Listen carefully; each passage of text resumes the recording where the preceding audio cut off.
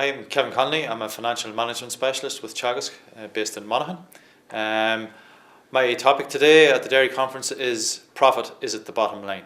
Most farmers are aware of the concept of profit and how it's calculated. Most are not aware that profit, while it's earned during the year, they don't finish up with one figure called profit as such. It's also funneled in a number of different directions during the year.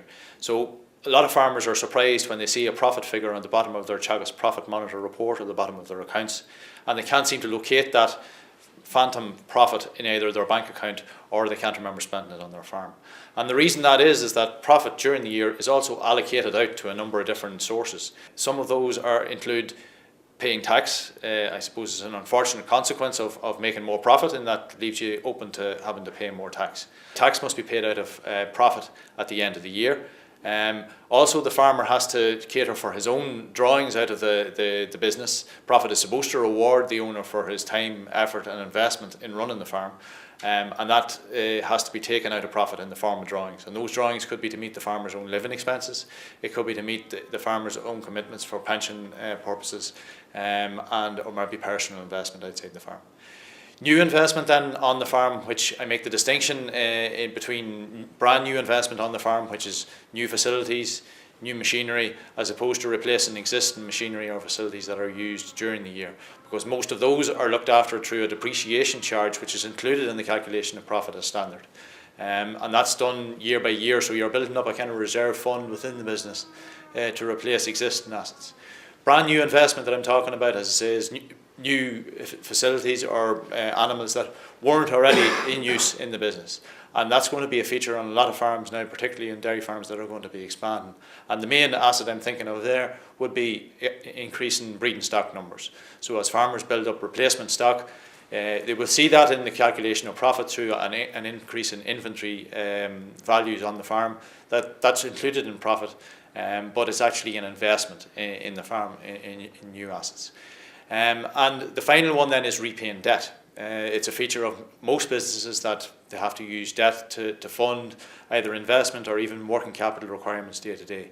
And I suppose it's an unfortunate consequence whenever money is borrowed, it has to be repaid back. There is a charge there for use of debt during the year, which is included in the calculation of profit, which is interest.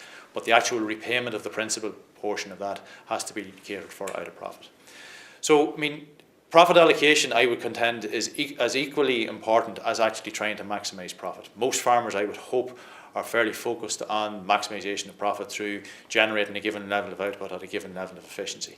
But what you do with that profit and how it's allocated sets apart the top performing farm managers from those that may not kind of necessarily be interested in taking good control of profit allocation. How do you go about doing that? How do you go about kind of taking more control over where profit goes? You really need to start tracking back to something that everybody is familiar with, which is cash. While profit is a concept that people kind of find it hard to get their heads around, everybody understands cash. And by monitoring cash on a regular basis during the year, farmers can isolate kind of when surplus of cash can arise at various times and how they can divert that cash, either in the form of meeting repayments, taking out more in the form of drawings, repaying debt that little bit earlier, which is a goal for a lot of people. They want to try and clear debt down, or making an additional new investment on the farm. The key to tracking profit is to get used to a system, some kind of system that will allow you to easily monitor cash inflows and outflows during the year. And there's a number of different systems out there available for that. Teagasc has its own system, the Teagasc Cost Control Planner, which is freely available to all clients.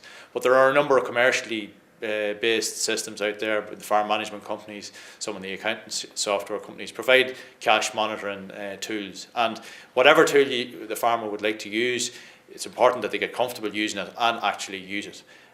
You can also go back to the basics and use the pen, paper and calculator, which some people do and find that's what they're comfortable in using. So just to summarise, while I'm not in any way running down profit as a measure, it's a vitally important measure and a standardised measure for looking at the financial performance of the business on an ongoing basis. But if you want to take control of the business down to the last step, you really need to look at how that profit is allocated, and to do that you really need to start tracking cash.